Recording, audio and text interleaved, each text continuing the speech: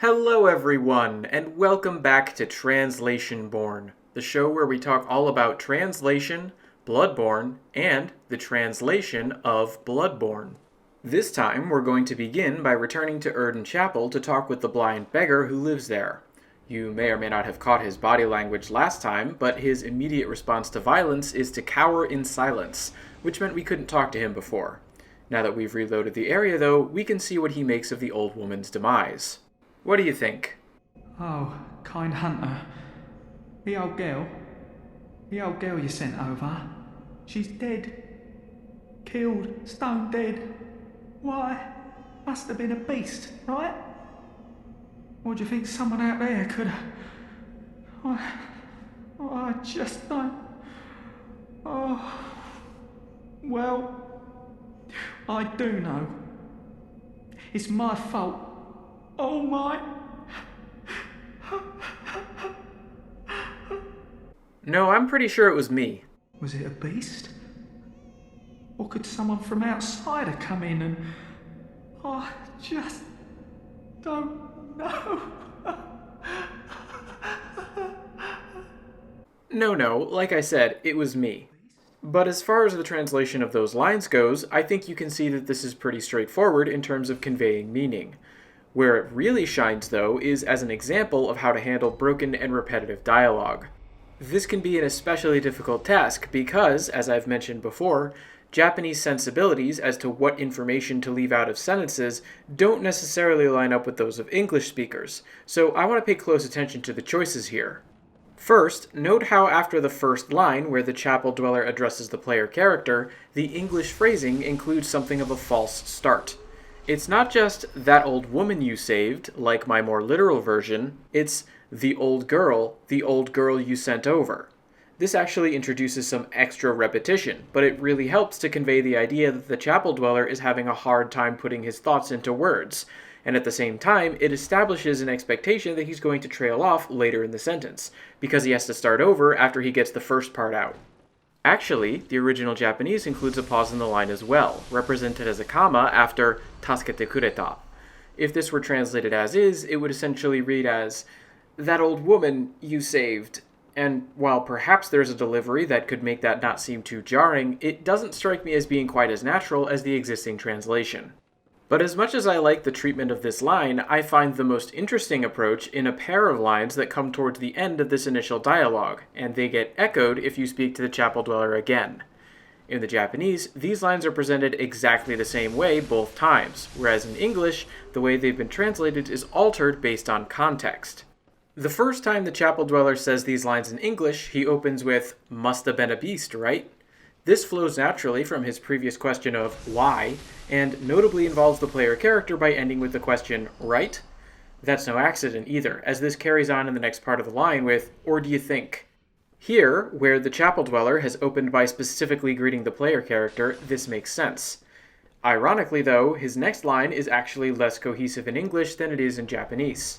Literally, the main part of this sentence, wakaranai, only means don't know or don't understand. But the first person is so routinely dropped in Japanese that it doesn't even read like there's an omission here, with the rest of the line simply adding some additional moaning sounds and the final particle yo for emphasis. Meanwhile, in English, the Chapel Dweller never finishes his thought, just saying, I just don't, Importantly though, this approach is only used when there's a subsequent line to offer clarity. The first time the Chapel Dweller says this, he follows it up with, I do know, coupled with the phrasing of, I just don't, which should call to mind the expression, I just don't know. The ultimate meaning is clear enough. By contrast, when these Japanese lines are repeated later without any additional context, the translation is much more straightforward. There are no solicitations of agreement from the player character, subtly hinting that the Chapel Dweller is talking more to himself now, and thus that the conversation is over. And what's more, we get a full, I just don't know for the second line. The consistent through line in all this is how the hesitancy and trailing thoughts of this character are expressed in English-friendly ways, bearing context in mind and avoiding too much repetition. The results, I find, are inspiring. Unfortunately, not all text is as context-rich as that dialogue. Take this note, for instance. 3 long thin, third long thin things. See what I mean about low context? But we're not done looking at notes yet. Here's another one. The Moon Monster of Lawrence and the Others. Pale Blood. 2 cryptic notes down, 2 more to go. My approach here, like with the notes in Bergenworth, is to do all the initial comparisons at once, then go into more detail later. So if this seems like a lot to take in, don't worry, we'll break it all down. Great One hunting or hunter, Great One hunting or hunter. A real triumph of clarity, that one. Anyway, that brings us to our 4th and final note, which is actually the one we're going to be analyzing first. Teacher Willem is right. Pathetic evolution is the degradation of a person or humanity. As you can see, there are some fairly stark differences here, from the initial tense used to the descriptor for evolution. Of these issues, though, the one involving the tense of the first sentence is arguably an understandable alteration. This comes down to another way in which English grammar and idiomatic expression differ from Japanese. In the first sentence, the English phrasing of Master Willem was right has something of an air of a turn or revelation, as though Willem had made an assertion which was long believed incorrect that's now being vindicated. I find this entirely appropriate to events in Bloodborne, where we saw Lawrence, one of Master Willem's students, leave him in an act of perceived betrayal, only for us to now stumble across this note asserting Willem's being right. In other words, this does seem to be a return to a previously discarded way of thinking. Importantly, a similarly subtle indication of this same thing is arguably at work in the Japanese as well, because of its use of the particle wa. This is a particle with several different functions, including, crucially, contrasting one item or idea with another.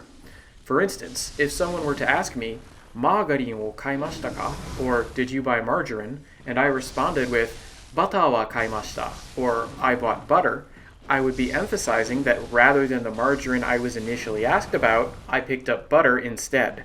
Similarly, by saying Willem sensei wa tadashi, there's a nuance not just that Willem is right, but that others are wrong. Given that, I think that the official English phrasing of Master Willem was right makes sense.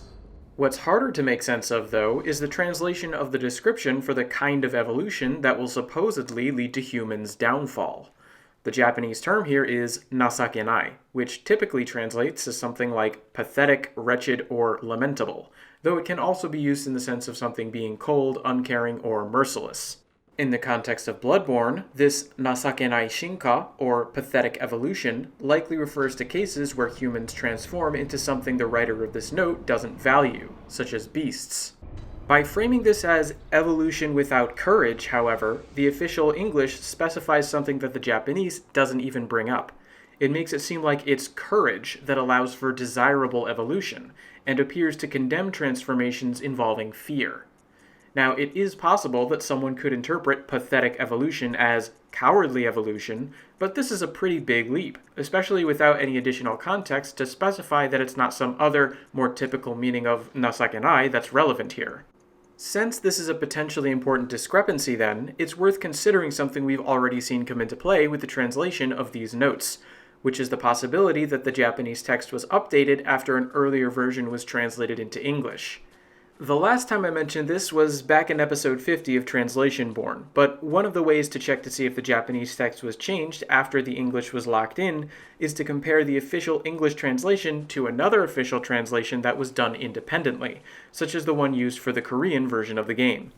If the Korean matches the English reasonably well, but neither fits the current Japanese, there's reason to believe that the Japanese text got an extra revision. Now, I don't know Korean, but LastProtagonist has provided the relevant text and a literal translation into English from the Korean version of this note, and here we also see the specific phrasing, without courage. This gives us some linguistic evidence that the Japanese text used to be closer to something meaning without courage, but was then changed to nasakenai, or pathetic. Of course, in the end, all we can be sure of is that there's a potential discrepancy in player understanding here.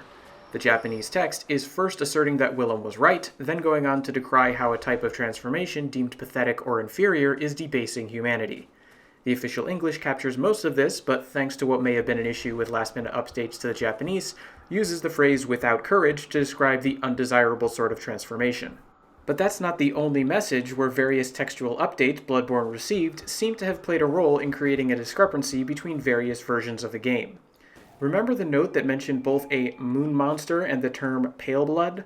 Well, you may have seen that while the official English translation involved a nameless moon presence, my more literal version didn't use the term nameless at all.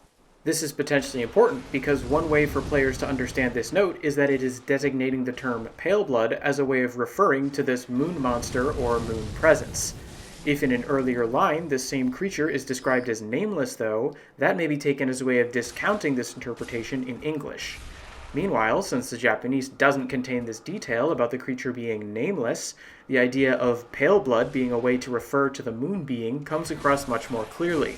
And once again, by referencing LastProtagonist's work with the Korean, we can see that the term nameless is included in the Korean as well, meaning that there's some linguistic evidence that the Japanese once contained an equivalent term that was subsequently removed. At the same time, we can see some variance between the official English and LastProtagonist's Korean translation, since the Korean doesn't describe the moon presence as being beckoned by Lawrence and his group any more than a literal translation of the current Japanese does, suggesting that particular phrasing was introduced by the English translation team. In the case of this second message then, what this boils down to is an emphasis on a very simple message in the current Japanese. The phrase, the moon presence of Lawrence and his associates, and the word pale blood in quotation marks. Viewed in this way, it confirms that Lawrence and one or more individuals have some association with a moon creature, and it heavily implies that this creature is called pale blood, or, if you want to be even more literal, paled blood. I will say though, even with the seemingly out-of-date nature of the official English translation, there are still some very nice touches in this short note. For one thing, there's the term moon presence, which I think is brilliant.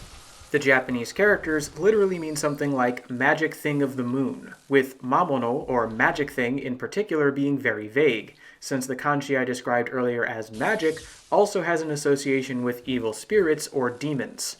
As a result, the term as a whole is one that typically gets used and translated as monster, but I think moon monster sounds so generic that it actively clashes with Bloodborne's tone, not to mention the sense of mystery behind this note. Moon presence is a great solution. It's not the only one either, because, as has come up a few times, the moon presence is associated not just with Lawrence, but with him and some number of other people. In Japanese, this is indicated by adding tachi after Lawrence's name, which is a way to refer to a group of people while singling out one individual. Since it's inherently vague about who else it's referring to though, or even how many others there are, it can be difficult to translate naturally. I've resorted to the phrase so-and-so and the others when translating this more times than I'd like to admit, simply because I had no idea who the others are. Here though, I really like Lawrence and his associates because the phrasing fits in so nicely with Bloodborne's setting. So, despite the issues with timing and coordination that seem to have influenced things, there are still some really nice translation choices on display here. In fact, we need only turn to a third note to see what I think is an adept handling of another unusual property of the Japanese language. Remember how I went on about long, thin things in my literal version of one of these notes? Well, that's because I wanted to emphasize the way the Japanese language uses a counter to provide some useful information that's hard to convey literally. Counters are a part of the Japanese language that specify what category of things is being counted. For long, thin things, the counter is hon, and the typical use case is bottles. In other words, to sound natural in Japanese, rather than simply use the number 3, san, and the word for bottle, botoru, you have to add a version of the counter for long, thin things after the number. It's not san botoru, it's botoru sanbon. This means that even without knowing what specifically is being counted in Japanese, you can often still identify the category because of the counter, which is important in this case because if you simply translate the note as 3/3, you end up leaving out identifying information. Furthermore, the addition of the ordinal me to the final word in the Japanese not only specifies that it's talking not about the first or second long thin thing, but the third, it serves as a direct reference to the name of an item, the third umbilical cord, which is sanbonme no heso no o in Japanese. Fortunately, the translators adding the word cord to the English solves both problems, at least in the UK English version of the game, since most people think of chords as long, thin things, and the phrase third chord is likely to remind players of third umbilical cords. This doesn't quite work with the American English 1/3 of umbilical cord, but then that name in and of itself functions as a clue that players should use 3 of them. Actually, my current theory on one reason the Japanese text for so many items was updated is because once the notes were added to the game, which I've heard was quite late, the developers were free to change hints they'd left in item text meant to guide players to better fit other aspects of the lore. And as I explored in my special on regional differences in the English text, for whatever reason, the British English version of the game seems to have done better at keeping up with this sort of change than the American English release. There is one last note, however, that as far as I know has not been affected by any of these issues. Unfortunately, it's also the most ambiguous one, with the Japanese consisting of two instances of the phrase joisha gari. Now, the two pieces of this word are clear enough. Joisha means great one or great ones, and gari is a form of karu, meaning to hunt. The problem is, as we've seen with characters who call us Kemonogari-san or Mr. Beast Hunter, as well as the phrase Kemonogari no Yoru or the Night of the Beast Hunt, this fusion of the word for a kind of prey and the word for hunt can be used in several ways. That said, the repetition of the phrase suggests a manic energy that the official translation does capture, and it gets across the general idea of raving about a great one hunt. But I wanted to point out the ambiguity of the original before ending the episode. As always, please feel free to leave any thoughts you might have or feedback for me, and until next time, thanks for watching, everyone.